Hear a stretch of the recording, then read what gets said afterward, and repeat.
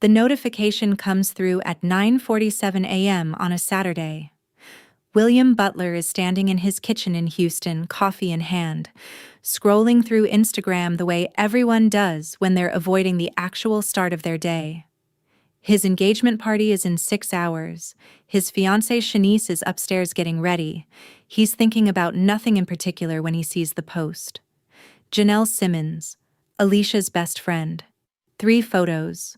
The first photo is a garden he doesn't recognize. White flowers everywhere, thousands of them. The kind of expensive you don't even ask about. The second photo is a woman in ivory. It takes him 3 full seconds to realize the woman is Alicia Dean. The woman he dated for 7 years. The woman who left him 18 months ago and never looked back. And the third photo is the one that makes his coffee go cold in his hand.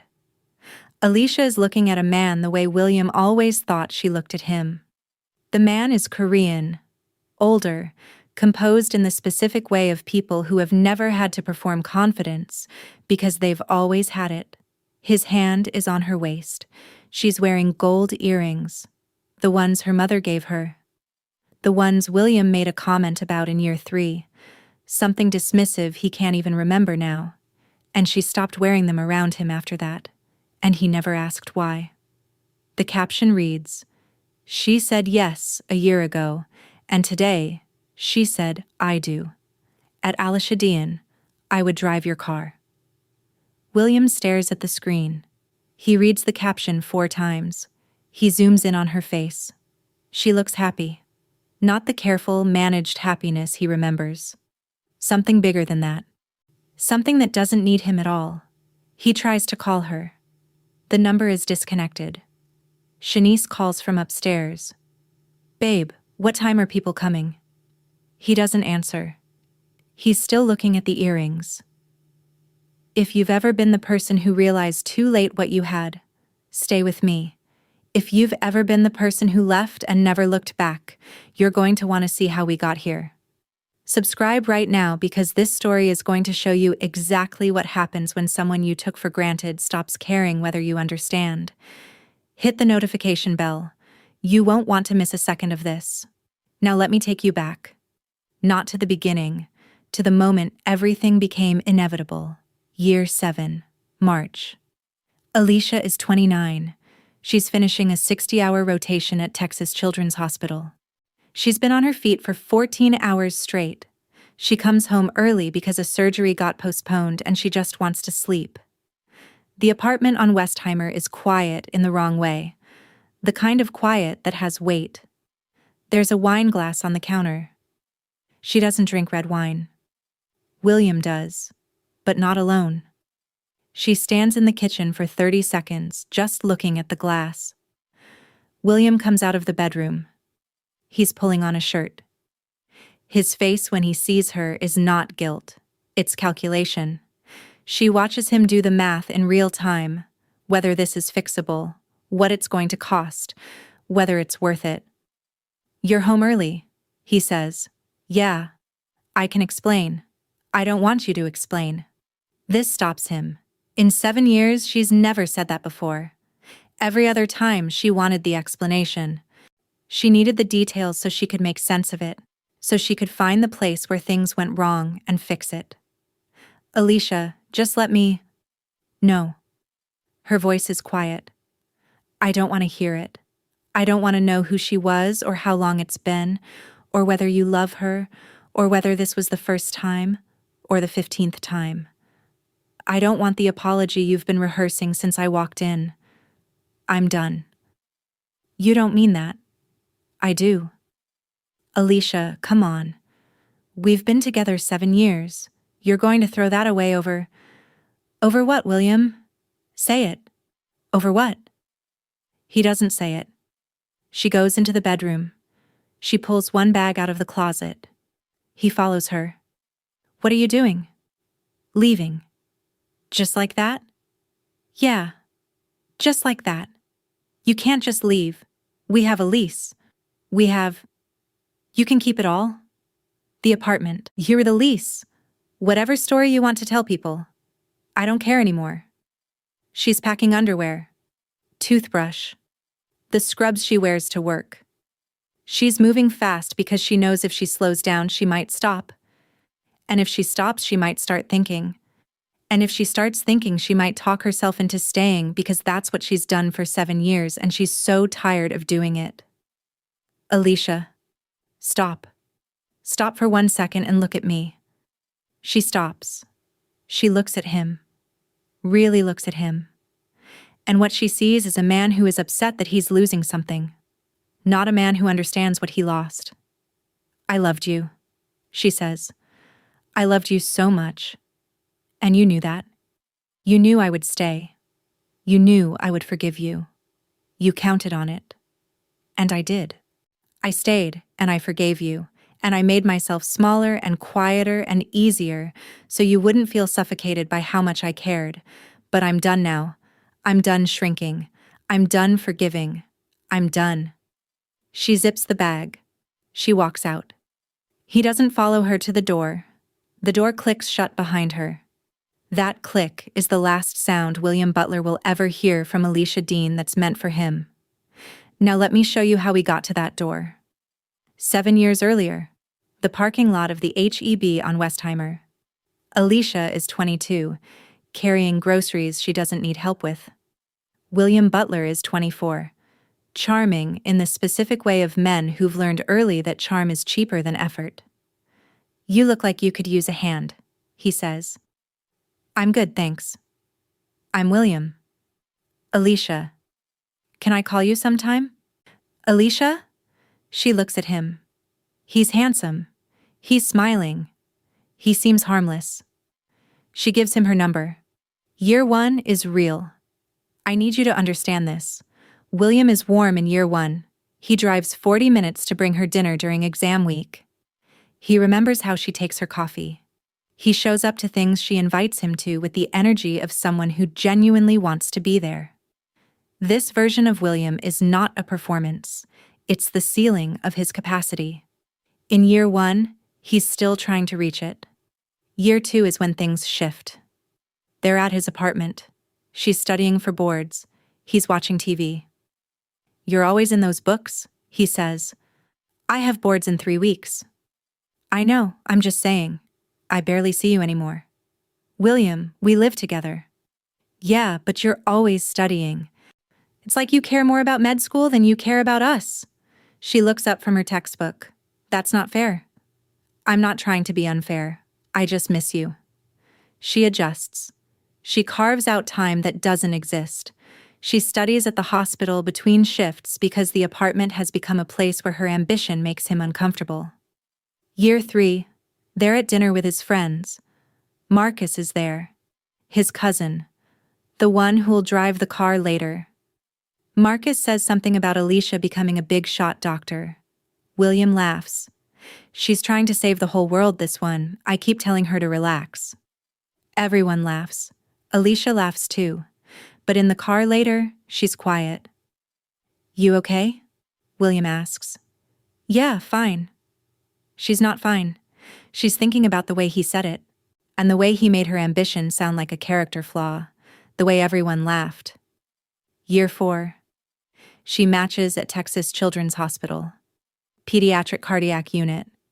Her first choice. She's been working toward this for 3 years. She calls William first. Babe, I got it. I got Texas Children's. Pediatric cardiac. That's great, babe. Congratulations. Can we celebrate tonight? Actually, I'm with the guys right now. Can we do it tomorrow? Oh, yeah, of course. She hangs up. She sits in her car for 11 minutes. Then she drives to Janelle's house. Janelle opens the door, sees Alicia's face, and says, What did he do? I got the match. Alicia, that's incredible. Oh my God, get in here. He said we'd celebrate tomorrow. He's with the guys. Janelle's smile disappears. Are you kidding me? It's fine. They probably had plans. Alicia, you matched at Texas Children's. This is huge. This is everything you've worked for. And he's with the guys? It's fine, Janelle. It's not fine. None of this is fine. But come on. I'm opening wine. We're celebrating you. They drink wine. They order pizza. Janelle makes Alicia tell her everything about the match, the program, the attending she'll work with. And for 2 hours, Alicia forgets that William isn't there. Year 5. The Fellowship. Johns Hopkins calls on a Tuesday. Dr. Patricia Chen from the Pediatric Cardiology Fellowship Program. Alicia is one of 12 candidates selected nationwide. 2 years. Baltimore. Career-defining. Alicia sits in the hospital parking lot with the phone in her hand and thinks about William, about the apartment, about the 7 years they've been building towards something she can't quite name, but keeps believing in anyway. She turns it down within 48 hours. She tells Dr. Chen it's about timing, about Houston, about her family. She doesn't mention William. She makes the sacrifice in private. What she doesn't know is that 3 weeks later, at a party, a woman named Michelle from her program mentions it to William. That was huge that Alicia turned down Hopkins. I heard the fellowship was basically designed for her. William takes a sip of his beer. Yeah? She didn't tell you? She mentioned it. She turned it down to stay in Houston. That's real commitment. William nods, says nothing, accepts this information the way you accept a gift you feel entitled to. He never mentions it to Alicia.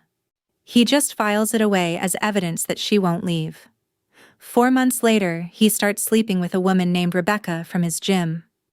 Alicia finds out by accident. His phone on the counter while he's in the shower. A message. A name she doesn't recognize. Content she doesn't need context to understand. She confronts him that night. Who's Rebecca? He comes out of the bathroom. What? Who is Rebecca? He sees his phone in her hand. His face changes. It's not what you think. What is it then? It's nothing. It was nothing. It's over. How long? Alicia. How long, William? 2 months, maybe 3. I don't know. It didn't mean anything. It meant something to me. She cries that night. He holds her. He apologizes. He says all the things a person says when they've done this before and learned the script. I'll do better. I'll be better. I love you. I'm choosing us. That has to count for something. She wants it to count. She's so tired. She forgives him in 7 days. William notes the timeline. 7 days to repair a betrayal. He'll spend the next 2 years testing whether that number holds. Year 6. The second affair. Her name is Dara. She's in William's social circle. She attends Alicia's birthday dinner, her 31st. Alicia planned it herself because William offered to help and then got busy. She cooked for 11 people. Dara sits across the table. She's wearing a blue dress. She smiles at Alicia and says, "Those earrings are stunning. Where did you get them?" "My mother gave them to me. She bought them on a trip to Lagos." They're gorgeous. Dara is sleeping with William. Has been for 4 months. It will continue for 2 more. Alicia finds out in October, 6 months after the birthday dinner. Another careless text. Another woman whose name she doesn't recognize. This time, she doesn't cry. She packs a bag. She goes to Janelle's apartment. "I'm done," she tells Janelle. "Thank God," Janelle says. "I need to stay here for a while." "Stay as long as you need." Alicia stays 3 weeks. During those 3 weeks, William calls 14 times. He sends flowers. Alicia redirects them to the pediatric ward. He asks Marcus to reach out to Janelle. Janelle declines. "Tell your cousin that if he gave half the effort to being a decent partner that he gives to cleanup, he wouldn't need me to run interference." Marcus calls William back. She said no. During those 3 weeks, something else happens. Michelle, the woman from Alicia's program, reaches out to Janelle. They've met a few times at hospital events. Michelle has been holding on to something for 6 months. She decides to pass it along now. "I need to tell Alicia something. Can you give me her number?" "What is it?" "It's about the Hopkins Fellowship and William." Janelle gets very quiet. "Tell me first." Michelle tells her. About the party, about mentioning the fellowship to William, about watching him receive the information that Alicia had declined a career-defining opportunity to stay with him, about watching him shrug, literally shrug, and change the subject. Janelle sits with this information for one day. Then she tells Alicia. They're on the couch. Tea neither of them is drinking. There's something you need to know about Baltimore. What about it? Michelle told me, and she was at a party. She mentioned to William that you turned down Hopkins. She thought he knew. He acted like he did. But Alicia, she watched his face. He didn't know. He found out right then that you turned down Hopkins to stay with him. Alicia goes very still. What did he say? That's the thing. He didn't say anything. She said he just shrugged and changed the subject. He found out you rearranged your professional future for him. And he shrugged.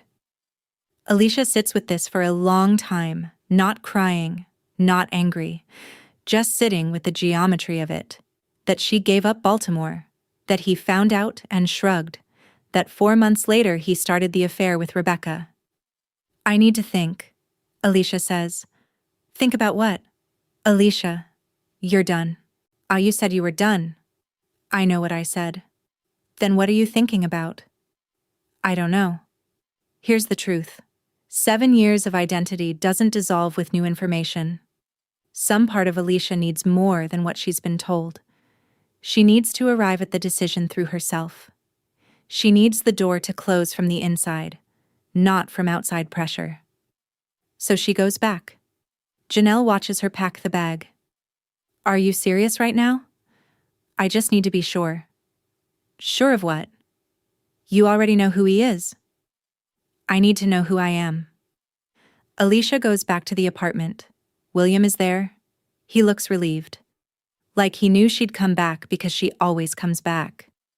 I knew you'd figure it out, he says. I'm not back. I'm just here. What does that mean? It means I'm here. That's all.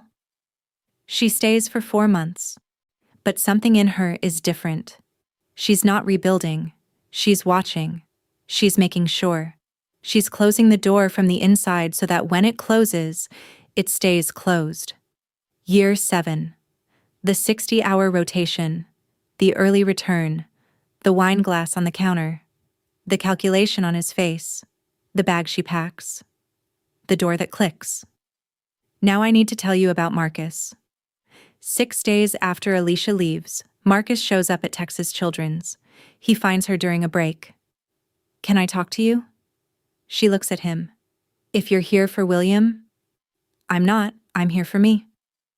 They sit on a bench outside the hospital. March in Houston, warm, humid. The kind of day where everything feels heavy.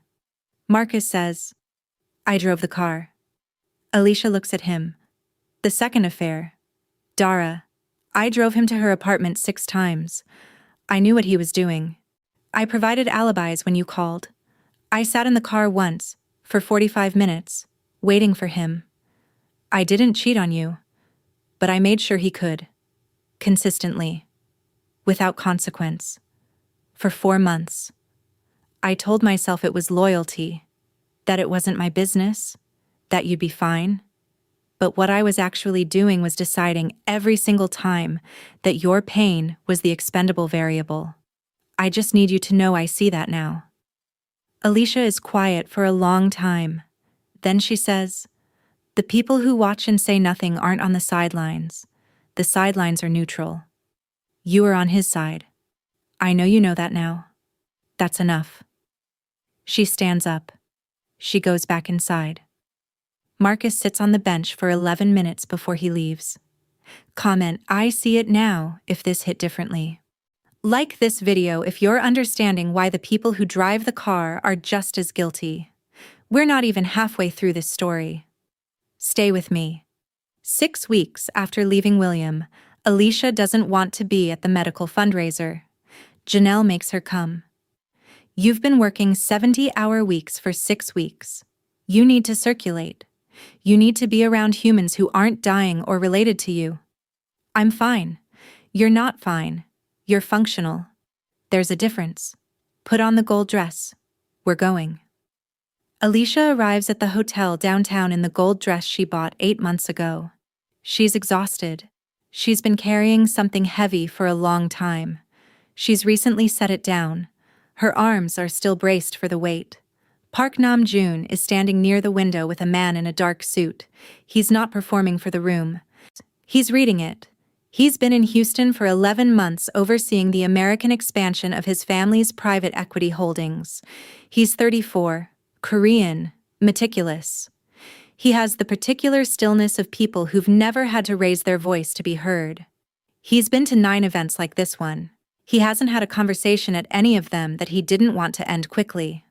Alicia is talking to a hospital administrator about funding models. She says something sharp about resource allocation. Nam-joon is standing nearby. He turns his head at the observation the way a person turns towards something that surprises them. He approaches. I apologize for interrupting, but I couldn't help overhearing. You're talking about the cardiac unit? Yes, I'm a resident there. I'm Nam-joon. Park Nam-joon. Alicia Dean. Your point about resource allocation was interesting. Most people here are focused on fundraising numbers. You're focused on outcome efficiency. That's what actually matters. I agree. They talk for 40 minutes. Seoul, Houston, medicine. The specific exhaustion of being excellent in spaces not designed for you. And then Alicia makes a self-deprecating comment about her residency match.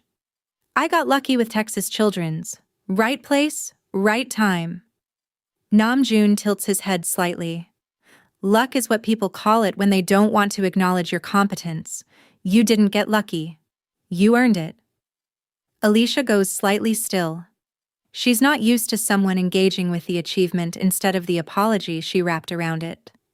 Thank you, she says. I'd like to call you sometime, Ying, if that's acceptable.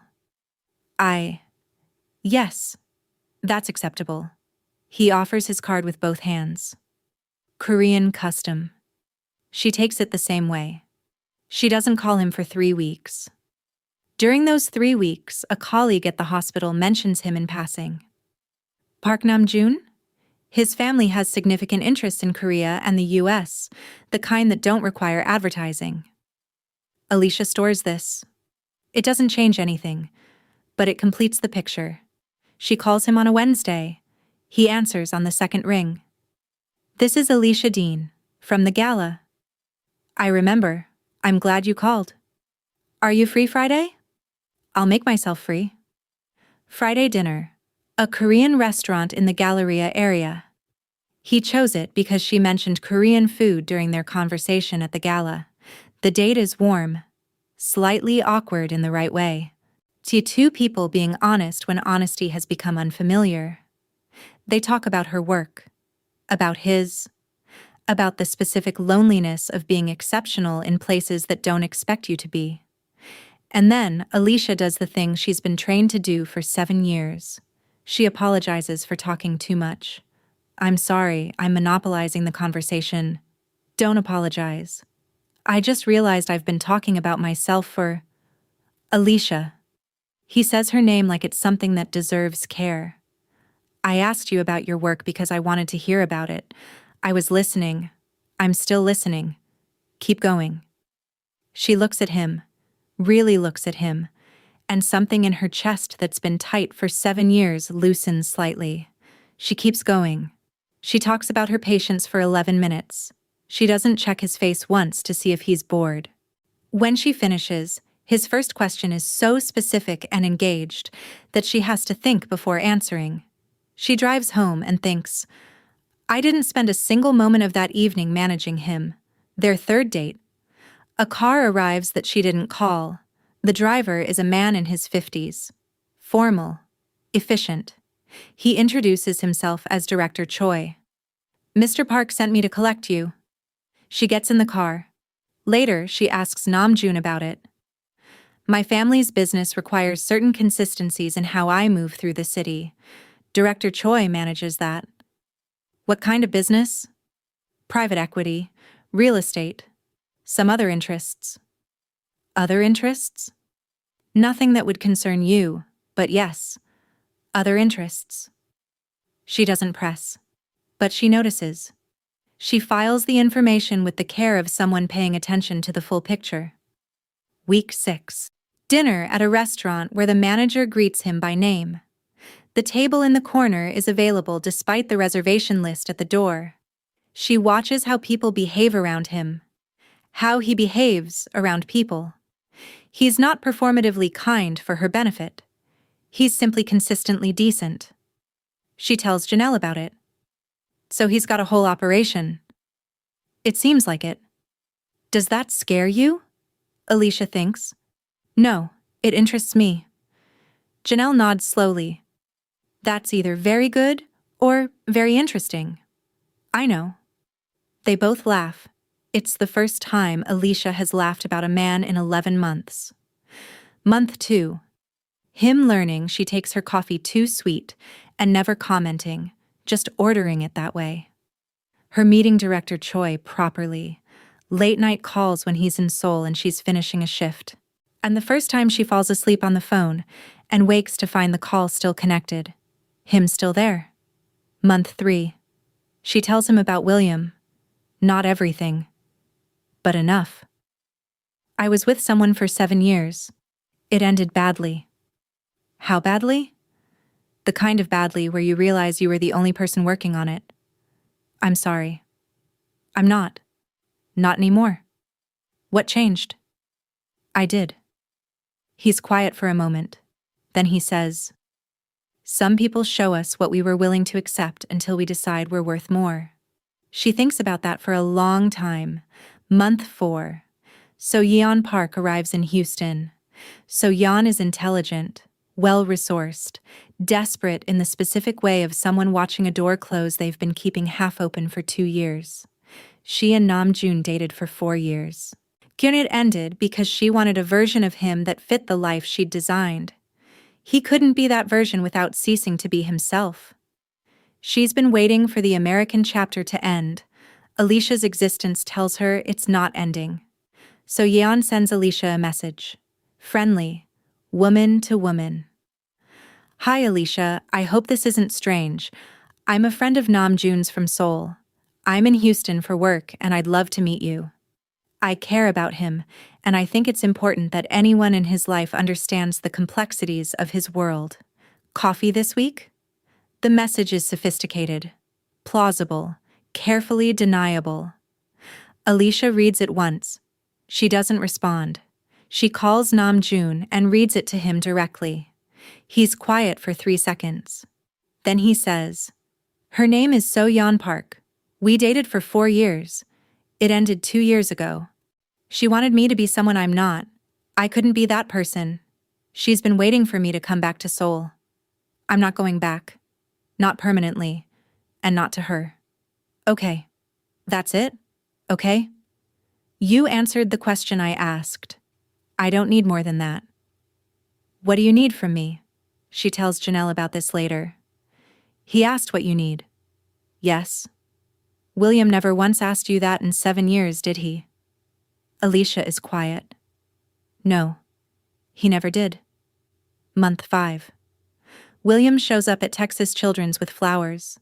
Alicia sees him before he sees her. She feels nothing. Not anger. Not longing. Just nothing. The nothing is completion. The feeling of having finished something. She walks toward him. He sees her. His face lights up. Alicia. Hey, I've been trying to reach you. My number changed. I figured. Listen, can we talk? We're talking. I mean really talk. About us. About everything. There's nothing to talk about, William. Yes, there is. 7 years is a lot to just throw away. I'm not throwing it away, it's already gone. Alicia, come on. You turned down Baltimore for us. For me. That has to mean something. This stops her. How do you know about Baltimore? Someone mentioned it, at a party. When? I don't know. A while ago. How long ago, William? He sees something in her face. Does it matter? It matters. How long ago? Year 5, maybe year 6. I don't remember exactly. You knew I turned it down and you never said anything? I thought you'd tell me if you wanted me to know. I turned it down for you. I turned down Hopkins for you.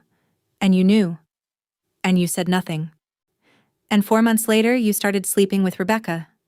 That's not fair. Everything I just named as proof that I'd stay is actually proof of how little you understood what you had. I gave you Baltimore. I gave you 7 years. You accepted both, and then asked what else I had. We are done. Don't come here again. She walks inside. He stands in the parking lot with the flowers for 20 minutes. This is the last time she'll ever see him as a problem. If you've ever had to say, "We are done," and mean it, comment it below. Subscribe to this channel because what happens next is going to show you exactly what happens when the right person shows up after you've finally closed the door on the wrong one. Month 5, continued. So Yeon makes her second move. Through Korean-American business networks. So Yeon speaks with a prominent donor to Texas Children's, a man whose family and the Park family have overlapping interests. The conversation is careful. I understand Dr. Dean is dating Nam June. I'm concerned about whether she understands the complexities of his world. His family's position requires a certain kind of partner. Someone who understands soul, Korean culture, the business landscape. I'm not saying she's a bad person. I'm saying she might not be the right fit. The donor mentions this to someone on the hospital board. That person mentions it to Alicia's department chief. Nothing direct. Just a question about her judgment, her fitness for leadership. A week later, her department chief is cooler. A committee appointment she was being considered for quietly disappears. Alicia doesn't know it's So Yeon, and she just knows something has shifted. Namjoon figures it out through Director Choi's channels. He makes 2 phone calls. Within 72 hours, the donor redirects his attention elsewhere. The department chief is warm again. The committee appointment is back. Alicia notices. What did you do? I made sure the situation was corrected. How? Does it matter? It does to me.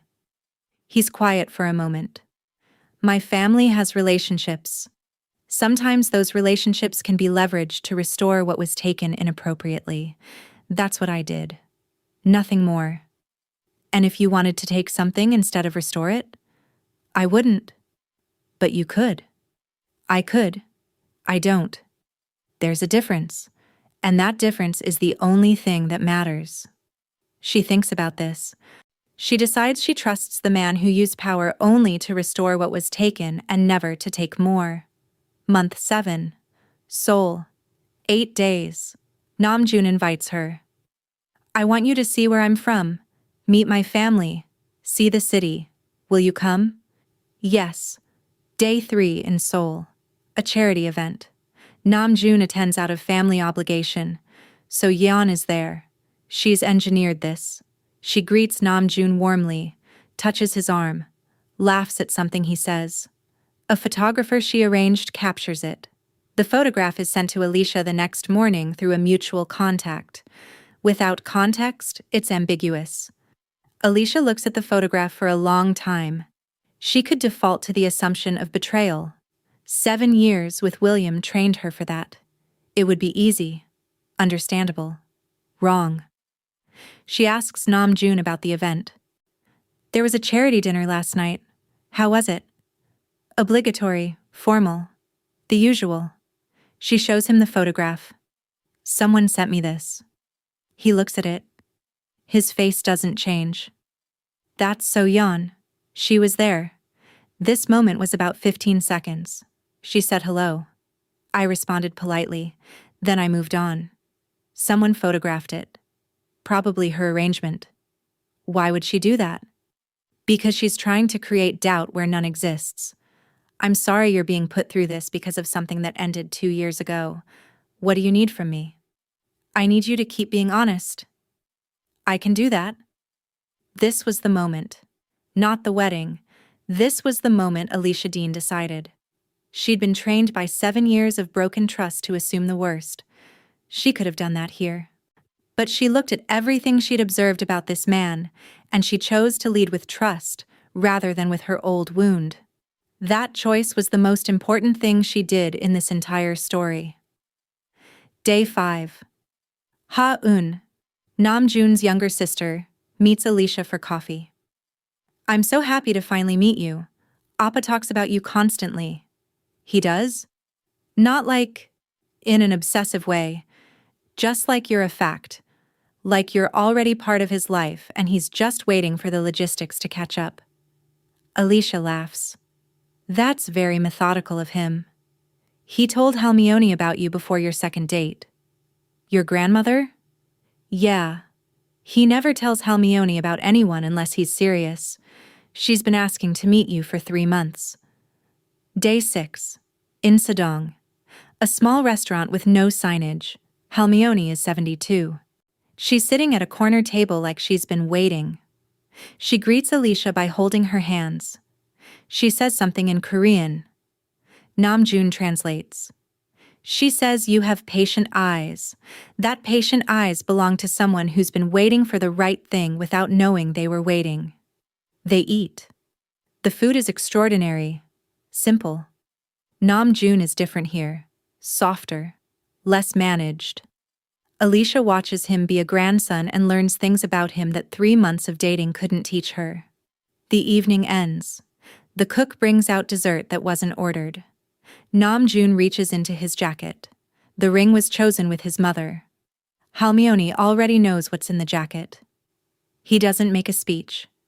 He says, I've spent 34 years being the person my family needed me to be, the person the business needed, the person Seoul expected. And then I met you and I realized I'd never been the person I actually wanted to be until I was around you. You don't want me to be anything except exactly who I am. You're ambitious and funny and occasionally stubborn and extraordinary at what you do. You make me better just by existing. Will you marry me? She says yes before he finishes. She laughs and says yes. Her hands are shaking. Hermione, watching from the corner table, exhales, with the satisfaction of a woman who's been right about something important. 10 months later. Jeju Island. A private garden? White ranunculus everywhere. Ha-eun told Alicia later that Namjoon spent 45 minutes on a call with the event coordinator specifically about flowers because she'd mentioned ranunculus once, on their second conversation. Canton he'd written it down. He'd written it down. Alicia's mother stands at the front of the garden. She's been crying since she saw the flowers. She worked doubles at Texas Children's for 15 years to give her daughter options. She's watching her daughter exercise one of them in a garden in South Korea. Janelle is maid of honor. She holds herself together through the preparation, through the drive, through the moment Alicia appears at the entrance. Then she dissolves completely. Director Choi stands beside Namjoon with the expression of a man completing 22 years of service by witnessing its finest moment. Namjoon sees Alicia at the garden entrance. He doesn't perform his response. He simply looks at her with the expression of a man seeing something he already knew was true confirmed. She walks toward him, not managing anything, not checking any temperature, not making herself smaller. Just walking toward the thing she chose. She's wearing the gold earrings, the ones her mother gave her, the ones William made her feel small about, the ones she stopped wearing and never explained why. They're catching the light. They're perfect. Saturday morning, Janelle posts at 9 a.m. William Butler sees it over coffee. His engagement party is in 6 hours. He looks at the photographs. The garden, the dress, the man beside her, the earrings. He tries to call her. The number is disconnected. He sits with his coffee, and the 3 photographs, and the full, quiet, irreversible weight of what he spent 7 years deciding was permanent. He's looking for the thing he missed, the sign he should have seen. He's looking in the wrong place. The sign was never in her. It was in the gap between who he was capable of being and who he chose to be instead. Here is what I learned writing this story. Love is not supposed to make you smaller. It is not supposed to make you quiet. It is not supposed to train you to apologize for taking up space, or to measure your joy, or to manage someone else's comfort before your own needs. The most insidious betrayals are not the loud ones. They are the quiet erosions, the comments that diminish, the sacrifices that are accepted without acknowledgement. The years you spend being loyal to someone who is still deciding whether you are worth being loyal to. Alicia's real victory was not the garden in Jeju. It was the door that clicked shut in Houston. And it was the moment she stopped waiting for William to see her value and started seeing it herself. Everything after that, the love she found, the life she built, was just the natural result of a woman who finally understood that she did not need anyone's permission to be worth everything. Alicia didn't leave William because she found Namjoon. She left because she finally understood that the love she'd been giving deserved to land somewhere that could hold it. Namjoon wasn't the reward for enduring William. He was what became possible when she stopped spending herself on someone who decided she was permanent without deciding she was irreplaceable. If any part of this felt like a mirror, if you saw yourself in Alicia's patience or William's complacency, or the 3 weeks on Janelle's couch, this is for you. You're not asking for too much. You're asking the wrong person. And somewhere, in whatever version of a garden full of flowers exists in your particular story, there is a life waiting for the moment you decide you are worth the same love you have always been willing to give. Share this video with someone who needs to hear that. Subscribe and hit the notification bell. Comment which moment hit you hardest. And remember, love is never supposed to make you small. Thank you for watching.